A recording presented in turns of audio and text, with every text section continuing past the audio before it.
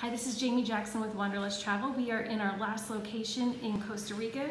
It's only about 45 minutes from the Liberia airport, so it's a great start or end to your trip.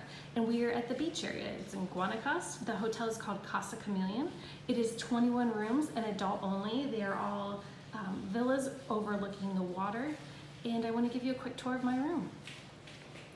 So there's a great little setup here of treats that you can have. Fridge in here. Beautiful king-size bed. Really nice decor. That is a closet over there. And I'm going to show you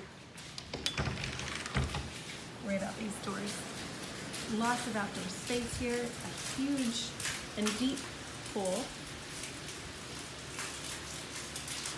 And great views. That is Sugar Beach down there. Here quick, show you the bathroom. There's dual sinks, the toilet is behind there. Shower, and if you'd like to shower with the doors open, you've got that too. So I'm going to be here for the next 2 nights exploring this area, so stay tuned for more.